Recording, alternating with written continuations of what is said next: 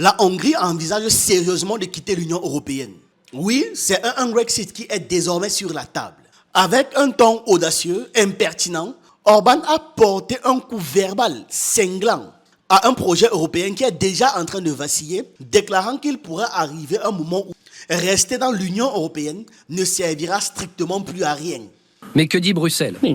Bruxelles dit « Ah non, vous n'avez pas le droit, vous ne pouvez pas décider avec qui vous voulez vivre. » Et quand je désobéis, quand nous désobéissons, chaque jour nous devons payer $1 million. Là, je suis dans cette chaise et je paye $1 million à Bruxelles. Il y a quelques idées et arguments que je n'ai pas partagés avec vous dans cette vidéo-analyse-là et je vais le faire maintenant. Pourquoi Donald Trump a-t-il lancé la semaine dernière un ultimatum en étant très furieux contre la Russie?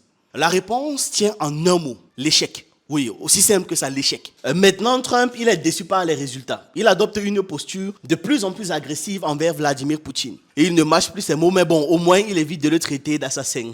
Il accuse de jouer un double jeu et il accuse de temporisation. Alors que c'est lui-même qui n'a jamais présenté une feuille de route sérieuse. Jamais. Il s'est contenté d'exiger, comme d'habitude. La République démocratique du Congo et les rebelles du M23 ont signé un accord de cessez-le-feu au Qatar.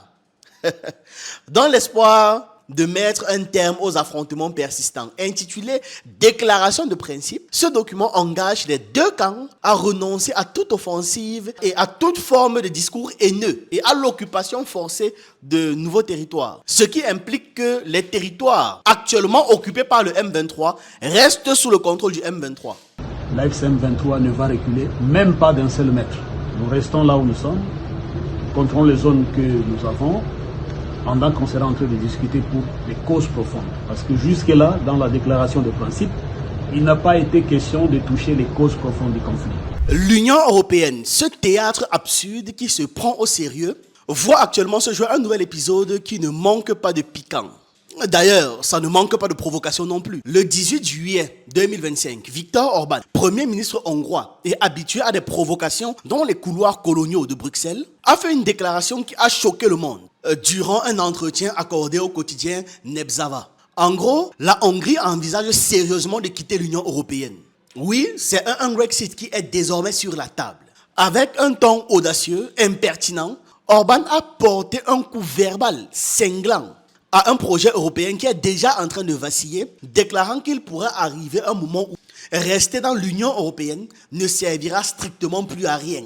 Et comme en géopolitique, il n'y a pas d'amis mais que des intérêts, une personne ou une organisation qui ne sert à rien, on s'en sépare. C'est une déclaration choc, comparable à un coup de massue qui résonne comme une menace claire. La Hongrie, fidèle à son esprit contestataire, pourra bien imiter le Royaume-Uni et claquer la porte à ce qu'elle considère aujourd'hui comme une cage dorée, littéralement. Orban, avec sa franchise brutale qui exaspère les technocrates européens, n'a pas mâché ses mots. Pour lui, l'Union européenne s'est transformée en une gigantesque machine technocrate étouffant les souverainetés nationales et c'est devenu une entité beaucoup plus préoccupée par l'uniformité idéologique et les liens logiques de confrontation militaire que par l'intérêt des peuples. Donc partant de ce principe, il n'est plus chaud. On voyait déjà ces désaccords idéologiques dans la récente interview avec Darius Rochebin, où il évitait de dire un certain nombre de trucs, où il s'embrouillait quelque peu parce qu'il fallait qu'il maintienne un discours officiel, et surtout, où il présentait déjà ses frustrations par rapport à l'Union européenne. En ce qui concerne l'avenir de l'Europe,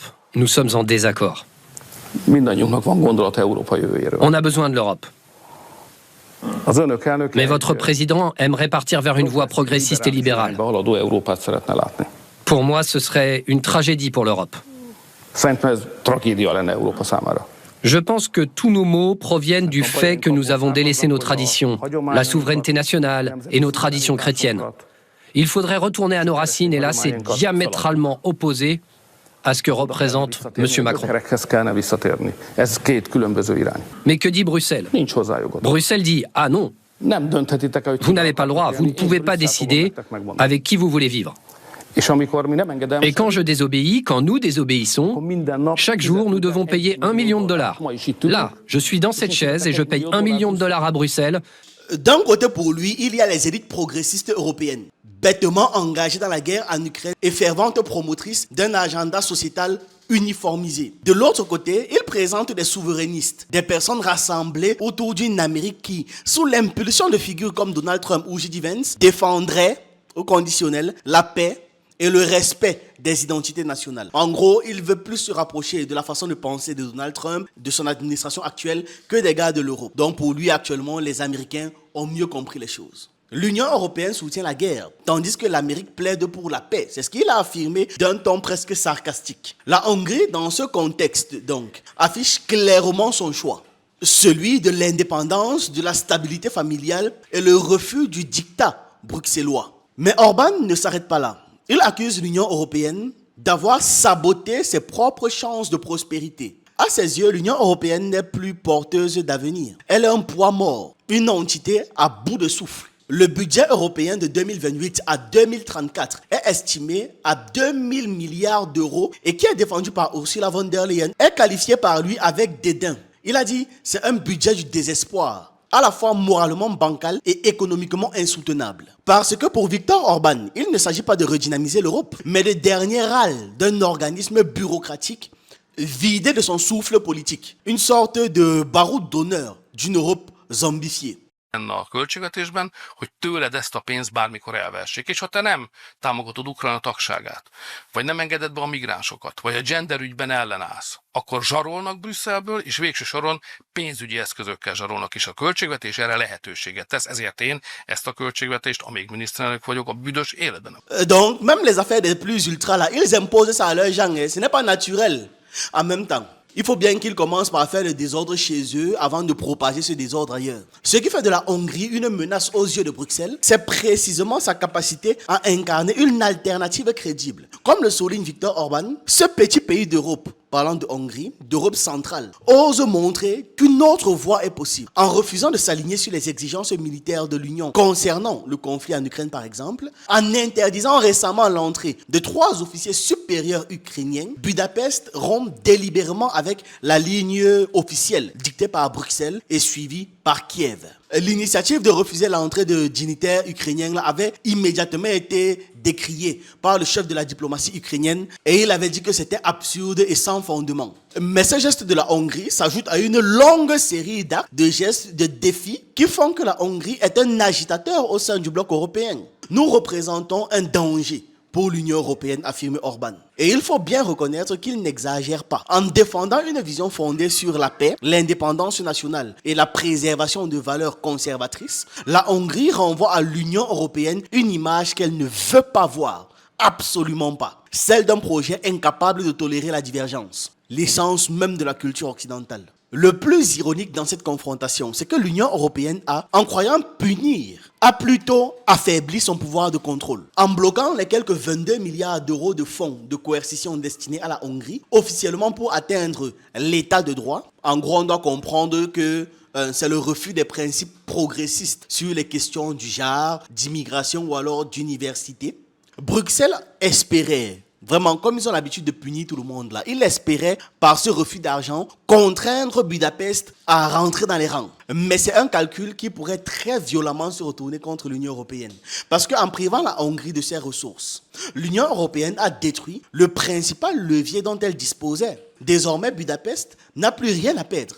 Et dans ce bras de fer, comme l'explique l'article du 18 juillet, publié par Réactif, c'est l'Union européenne qui s'est désarmée elle-même. La question que la Hongrie va se poser, c'est pourquoi continuer à se plier à des injonctions idéologiques et à financer une guerre très coûteuse lorsqu'on n'a même pas le droit à la contrepartie financière qu'on nous a promis. Donc Orban, fidèle à sa ligne, résume sa politique avec clarté et il énonce un programme en rupture totale avec les ambitions de Bruxelles. La déclaration d'Orban sur une possible sortie de l'Union européenne donc s'inscrit dans un climat en pleine ébullition entre les différentes tribus en Europe. Les tribus européennes, lassées par l'autoritarisme masqué des institutions européennes, commencent à exprimer leur fatigue, leur épuisement. Le Brexit a ouvert la brèche et la Hongrie pourrait être la prochaine à s'y engouffrer très proprement. Un tel départ va provoquer un véritable choc pour l'Union qui est déjà affaiblie par plein de divisions internes et son incapacité à répondre aux besoins concrets des nations membres. Parce que si la Hongrie prend la porte, à votre avis, qu'est-ce qui va se passer? Effet boule de neige. Ça pourrait entraîner dans son sillage plein d'autres pays en rupture. ce qui va précipiter la chute de ce fragile édifice bureaucratique. Donc, en évoquant ouvertement l'option du Grexit, Orban ne se contente pas de faire de la provocation. Il incarne une rupture stratégique. Il teste aussi les autres dirigeants. Il voit comment est-ce que l'Union va réagir, comment d'autres pays vont réagir, parce qu'on cherche toujours des alliés. Dans une Europe qui rêve d'un gouvernement supranational, imposant sa vision au reste du monde, la Hongrie ose rappeler qu'une nation peut encore dire non. Et ce non, prononcé avec détermination par un dirigeant qui a cessé, qui a arrêté de craindre les représailles et les punitions. Donc ce geste-là pourrait galvaniser certains et donc forcément créer de l'émotion, des réactions au-delà des frontières de la Hongrie. Aussi, je voulais revenir quelque peu sur l'ultimatum de Trump à Moscou. On avait déjà traité la vidéo dans une analyse, mais il y a quelques idées et arguments que je n'ai pas partagés avec vous dans cette vidéo-analyse-là, et je vais le faire maintenant. Pourquoi Donald Trump a-t-il lancé la semaine dernière un ultimatum en étant très furieux contre la Russie? La réponse tient en un mot, l'échec. Oui, aussi simple que ça, l'échec. Lors de sa campagne présidentielle, on se souvient, c'était en novembre 2024, Trump criait, parlait tout le temps en expliquant que voilà, il allait mettre un terme à la guerre en Ukraine en combien de temps là déjà? 24 heures. 24 heures suivant son retour à la Maison Blanche. Mais c'est absolument pas ça qui est arrivé. Parce que 6 mois après son investiture, cette promesse farfelue n'a toujours pas été tenue. Rien. En cherchant donc à restaurer son image ternie, Trump vient d'annoncer un soutien militaire massif à l'Ukraine. Et dans le même souffle, il a exigé de la Russie un cessez-le-feu dans un délai de 50 jours. À défaut, il va imposer des taxes douanières punitives de 100% sur les exportations russes d'énergie, ciblant ainsi indirectement les pays comme la Chine, l'Inde ou alors le Brésil. Nous sommes très mécontents d'eux et nous allons appliquer des tarifs douaniers très sévères si nous n'avons pas d'accord dans 50 jours. Des droits de douane d'environ 100%. Je suis déçu par le président Poutine parce que je pensais que nous allions conclure un accord il y a 2 mois, mais je pense que nous n'y arriverons pas. Nous allons leur envoyer des armes et ils vont les payer. Les États-Unis ne paieront pas. Nous les fabriquerons et ils les paieront. Elles seront ensuite rapidement distribuées sur le champ de bataille. L'Ukraine va les accepter. Et vous savez, dites ce que vous voulez à propos de l'Ukraine. Au début de la guerre, les Ukrainiens n'avaient aucune chance. Et ils n'auraient toujours aucune chance s'ils n'avaient pas le meilleur équipement. Parce que nous fabriquons les meilleurs avions et missiles et nous fabriquons de loin le plus grand nombre d'équipements militaires dans le monde. Ce geste démontre que le conflit ukrainien, loin de se limiter à une querelle régionale, s'inscrit en fait dans une lutte géopolitique beaucoup plus large. Celle de la survie de la domination mondiale des États-Unis. C'est ça l'objectif en fait. Donc Moscou, sans surprise, a balayé simplement l'ultimatum du revers de la main. Comme je disais dans la vidéo d'analyse, est-ce que nous sommes vos amis ici? Le vice-ministre russe des Affaires étrangères, Sergei Ryabkov, a réaffirmé que la Russie ne céderait à aucune pression et qu'elle va poursuivre ses objectifs stratégiques face à ce qu'elle considère comme une offensive historique de l'OTAN. Parce qu'en réalité, c'est cela, une offensive historique de l'OTAN. L'approche diplomatique de Trump n'a rien d'une réelle stratégie en fait. Elle s'apparente plus à une mise en scène destinée à flatter l'opinion publique et à entretenir ce mythe-là du négociateur hors pair. Que Trump est un négociateur de génie, de talent, intouchable. Il ne cherche pas une paix fondée sur les principes durables, mais simplement une vitrine médiatique où il va briller. En gros, ce que j'expliquais en disant un buzz par semaine. En gros, c'est ça. Là, on est lundi, non, on attend le buzz de la semaine. Pour résoudre un conflit aussi enraciné que celui de l'Ukraine, il faut bien plus que des slogans. Il faut bien plus que des ultimatums. Il faut une lecture historique lucide et une volonté politique sérieuse. La Russie, de son côté, ne cesse de rappeler les véritables causes de cette guerre. C'est-à-dire, au-delà de tout le blablabla médiatique de l'Occident, il y a de véritables causes. L'expansion continue de l'OTAN aux frontières de la Russie. Le renversement du pouvoir à Kiev, orchestré par la CIA en 2014, et la militarisation d'un régime néo-nazi soutenu par l'Occident. À l'inverse, l'équipe de Trump semble ignorer, ou du moins fait semblant d'ignorer, c'est mieux formulé comme ça, parce que je ne peux pas leur prêter l'ignorance ou la bêtise, toutes ces réalités fondamentales qui ont causé cette guerre. C'est pourquoi leur tentative de paix là, qui repose uniquement sur des pressions médiatiques ou alors sur des annonces creuses, est vouée à l'échec. Maintenant, Trump, il est déçu par les résultats. Il adopte une posture de plus en plus agressive envers Vladimir Poutine. Il ne mâche plus ses mots, mais bon, au moins, il évite de le traiter d'assassin.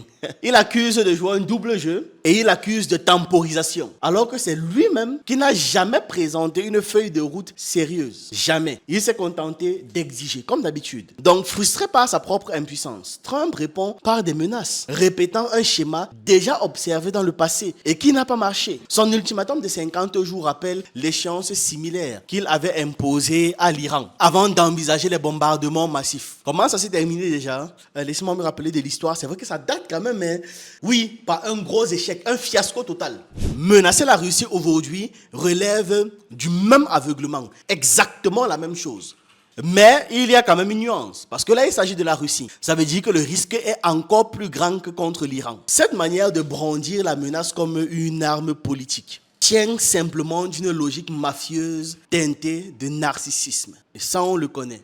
Trump, qui avait promis la fin des guerres éternelles, commence à perdre le soutien de ceux qu'il avait élus pour sa rhétorique pacifiste, entre guillemets. Le conflit initié sous Biden devient progressivement sa guerre à lui. Il ne peut plus faire comme s'il n'était pas responsable. Donc, c'est la preuve que les logiques de l'État profond américain continuent de diriger les politiques étrangères des États-Unis. Et ce, quel que soit le président en place. La volte-face de Trump, c'est-à-dire la promesse de paix à la vente d'armes, révèle les véritables moteurs de sa politique étrangère, c'est-à-dire l'argent et le pouvoir. La volonté apparente d'en finir avec la guerre ukrainienne n'était en réalité qu'un argument de campagne. Point. Parce que ce qui l'a véritablement séduit, c'est l'idée que les Européens prendraient en charge financièrement les armes américaines. Lors de l'annonce de son nouveau plan d'armement, Trump était d'ailleurs entouré du nouveau secrétaire général de l'OTAN, Mark Rutte, qui ne tarissait pas d'éloges à son égard. Le président américain, visiblement flatté, s'est laissé convaincre que l'OTAN serait prête à financer le complexe militaro-industriel américain par l'intermédiaire des Européens. Bravo, bravo. Parce que ce plan aussi, c'est une illusion. D'abord, l'armée américaine est à court de missiles Patriot et d'autres systèmes d'armement sophistiqués, largement détruits par les Russes ces 3 dernières années à cause de la guerre en Ukraine. Tout ce qu'ils envoyaient ont été largement rasés. Il n'y a plus d'armes miracles. Du côté de l'OTAN, il n'y a pas d'armes capables de renverser la situation sur le terrain. Ensuite, les États européens sont financièrement cadavériques. Même s'ils voulaient acheter des armes américaines, ils n'ont tout simplement pas les moyens. Plusieurs pays, dont la France, l'Italie, la Hongrie de Orban et la République tchèque, ont d'ores et déjà fait savoir qu'ils n'allaient pas participer à ce plan de financement militaire. Donc ils ne sont pas dedans. Enfin, les menaces de Trump d'imposer des sanctions secondaires à des pays comme la Chine ou le Brésil ou encore l'Inde en raison de leur relations commerciales avec Moscou relève aussi d'une provocation inutile. Parce que cette politique ne fera qu'attiser la défiance des pays du Sud et renforcer le rejet global du leadership américain. Sa guerre commerciale contre la Chine, en son temps, avait déjà échoué. Donc ce nouvel épisode s'annonce tout aussi vain. Donald Trump, exactement comme un champion déchu, agite ses poings dans le vide. Son projet de surtaxer à 100% les produits importés depuis les pays commerçants avec la Russie n'est qu'un nouvel exemple de cette fuite en avant. Pendant ce temps, la Russie avance. Sur le terrain militaire comme sur le plan diplomatique, elle est désormais en mesure d'imposer ses conditions. Le système de défense aérienne de l'Ukraine est totalement démantelé. La supériorité stratégique de Moscou devient incontestable et l'OTAN n'a plus d'options crédibles. L'ultimatum lancé par Trump à la Russie n'est donc rien d'autre qu'un coup de bluff désespéré. En début d'année, là, quand Trump s'est publiquement moqué de Zelensky en disant que Zelensky n'avait plus aucun levier, il a oublié que lui non plus n'avait pas d'option viable. D'ici 50 jours, Trump sera humilié. Il pourra voir la réalité. Une réalité humiliante, celle d'une victoire claire de la Russie, un échec cuisant de l'OTAN que ni les discours bravaches ni les manœuvres commerciales ne pourront masquer. Le principal problème de l'Occident, c'est qu'ils sont trop habitués à faire la guerre dans les médias, pas sur le terrain, pas prendre en compte la réalité des choses. Tellement habitués à tronquer la vérité, à masquer la vérité, à réécrire l'histoire, qu'ils ont oublié que l'histoire ne se fait pas dans les livres, mais sur le terrain. Les livres, c'est pour après. Passons à un autre sujet, bien sûr, toujours autour de la guerre, parce que quand on parle de guerre, on ne peut pas oublier le cessez-le-feu entre la RDC et le M23. Vous n'avez pas mal entendu. J'ai bien dit entre la RDC et le M23. C'est-à-dire un État qui signe des accords avec des terroristes, sachant qui les dirige, ces terroristes-là. C'est quand même fort. La République démocratique du Congo et les rebelles du M23 ont signé un accord de cessez-le-feu au Qatar, dans l'espoir de mettre un terme aux affrontements persistants. Intitulé Déclaration de principe, ce document engage les deux camps à renoncer à toute offensive et à toute forme de discours haineux et à l'occupation forcée de nouveaux territoires. Ce qui implique que les territoires actuellement occupés par le M23 restent sous le contrôle du M23. Cet accord vise à servir de base à un processus de soumission durable. Les signataires se sont engagés à appliquer cette disposition d'ici le 29 juillet, tandis qu'un accord global est attendu pour le 18 août 2025. Ce futur accord devra s'inscrire dans la continuité de celui signé en juin sous la médiation américaine entre la RDC et le Rwanda, pays qui soutient le M23. Le conflit, enraciné depuis des décennies, s'est intensifié en début d'année lorsque le M23 a pris le contrôle de vastes zones de l'est du pays, riches en ressources minières. Les villes stratégiques de Goma et de Bukavu, ainsi que 2 aéroports sont tombés sous leur emprise. Et d'après les Nations Unies, les combats ont causé la mort de milliers de personnes et déplacé des centaines de milliers de civils. Le gouvernement congolais, par la voix de son porte-parole, Patrick Mouyaya, a rappelé que certaines exigences restent encore non négociables, notamment le retrait total du M23 des zones occupées. Mais ce point crucial n'apparaît pas dans la déclaration de principe. Selon Benjamin Mbonimpa, qui est le représentant du M23, c'est-à-dire c'est grave. D'ailleurs, il s'est tranquillement exprimé dans une vidéo sur X.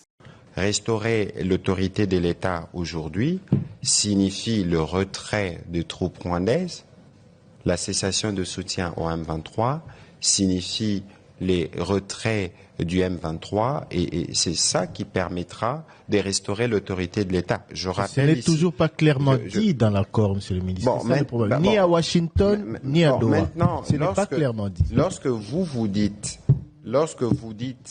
que c'est pas clairement dit, je ne sais pas comment cela devrait être rédigé pour vous lorsqu'on dit reconnaissent que la restauration de l'autorité de l'État est la conséquence logique au règlement de cause du conflit à travers un accord de paix durable. Les parties conviennent, deuxième paragraphe, que le rétablissement intégral de l'autorité de l'État sur l'ensemble du territoire est un pilier fondamental de l'accord de paix. Cet accord définira les modalités, les étapes et les calendriers de ces processus. Et je pense que la réponse est là. Comment vous pouvez penser, par exemple, qu'on peut négocier sur les respects de l'intégrité territoriale? Comment pensez-vous qu'on peut concéder sur les rôles régaliens de l'État? On ne va pas confier la sécurité de notre population à des forces rebelles. À la MONUSCO? À la MONUSCO non plus. Parce que le rôle de la MONUSCO est clairement précisé dans l'accord. C'est pour ça qu'il est important que pour vous et nous, que nous allions étape par étape. Nous sommes aujourd'hui à l'étape de l'accord de principe. Il y a 10 jours qui a été accordé aux signataires pour voir comment ça s'est mis en place en termes de mesures de confiance pour les uns et les autres, et que par la suite, il y aura les discussions qui vont porter sur l'accord qui sera assorti d'un calendrier, parce qu'il ne faut pas oublier qu'il y a une dimension, j'allais dire politique ou civile, mais il y a aussi une dimension militaire.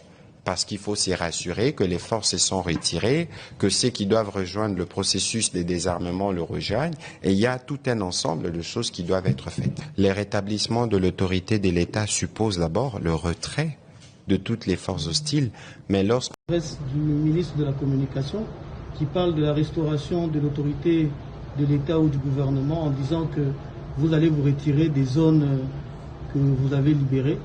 Qu'en est-il au juste? Est-ce que cette signature de la déclaration de principe voudrait dire que l'AFC M23 se retire des zones occupées, des zones contrôlées ou libérées? La même question a été posée même à M. Boulos, qui a dit que ce sont des questions qui seront traitées dans les dialogues. Nulle part dans la déclaration de principe, on a dit que l'AFC M23 va se retirer. Donc nos populations peuvent se calmer et bénéficier et jouir de la paix qu'ils ont et de la sécurité, parce que l'AFC M23 ne va reculer, même pas d'un seul mètre. Nous restons là où nous sommes, contrôlons les zones que nous avons, pendant qu'on sera en train de discuter pour les causes profondes. Parce que jusque-là, dans la déclaration de principe, il n'a pas été question de toucher les causes profondes du conflit. Il y en a beaucoup et on se donne le temps pour qu'on puisse travailler sur cela. Merci. Cet accord marque le premier contact officiel direct entre Kinshasa et les rebelles depuis le début de l'offensive du M23. Le Qatar, qui joue les médiateurs, a indiqué que les pourparlers allaient se poursuivre, ça allait continuer son cours. La médiocrité de la Commission de l'Union africaine a salué cette mascarade comme étant une avancée, la qualifiant de tournant majeur dans les efforts pour instaurer une paix durable et une sécurité dans la région. Mais bon, il y a quand même des gens qui essayent d'insister pour qu'on redonne les territoires volés par le M23 au Congo. Voilà, ils doivent quand même redonner quelque chose. C'est-à-dire, ne soyez pas étonnés que dans quelques temps, on dise que les zones occupées par le M23, là, c'est un nouveau pays.